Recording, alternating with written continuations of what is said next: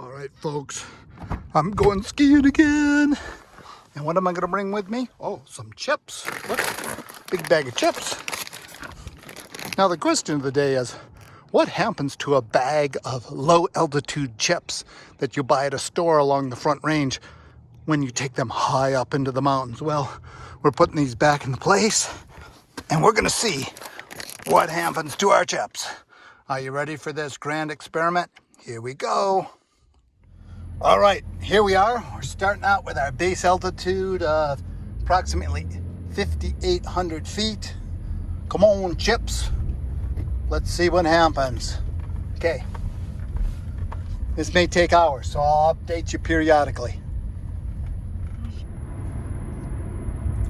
All right, at this point, we've started up Clear Creek Canyon. We're about to hit the first tunnel, which, from camera's point of view, things should be darker. Oh yeah, there we go. Lights of the tunnel. All right, why the hell are we staring at a bag of chips? Well, let me set up the scene.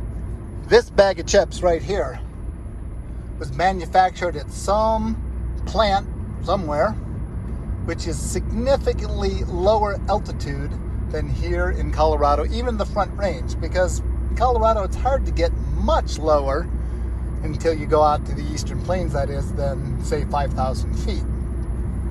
So, as we know, the higher in altitude you go, the less air pressure you get. So there's a tremendous amount of air pressure inside that bag, and if you look at it, it's pretty firm.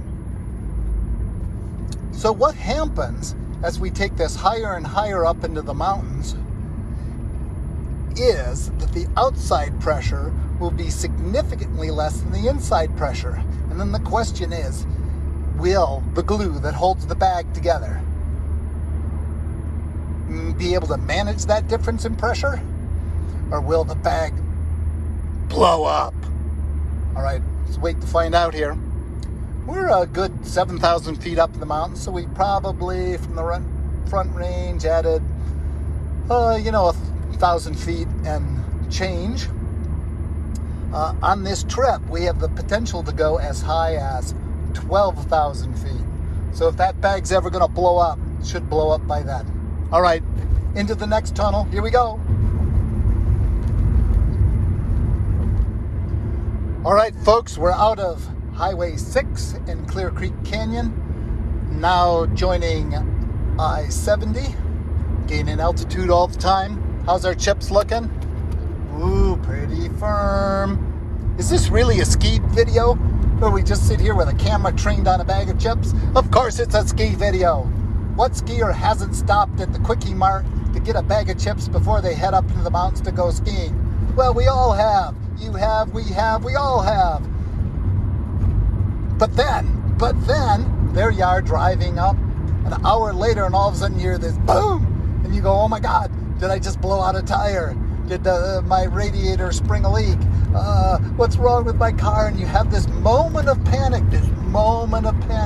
And then comes that wafting smell of cheesy chips. And you go, oh, that's right. My chips just blew up. All right, folks, we're just passing Idaho Springs. And although we can't really see this on the chip camera so much, but the sun's shining in the car right now, heating things up quite a ways. So let's see if that has any effect. Once again, chips. Ooh, they're looking pretty firm. All right, guys, I know you're sitting right on the edge of your seats as the excitement builds. But this could well be the crux. We're just entered Georgetown, and we're about to head up the Georgetown Hill.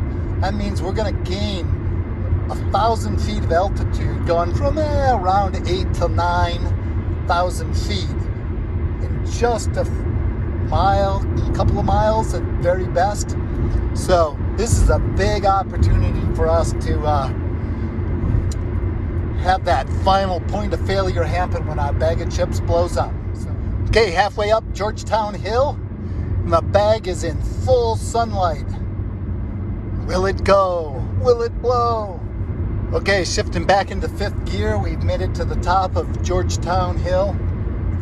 I've rarely had bags of chips pop right here, but it usually comes up pretty darn soon. Look at the top stories. Oh, it went. The bag is blown up. Now we got to do an emergency cliporama. Okay, I've made it to the ski resort with my chips. Got my emergency clip on. So you can ski with chips, just when they blow. Don't be afraid. It's not your car blowing up, it's just your chips. So let's go skiing.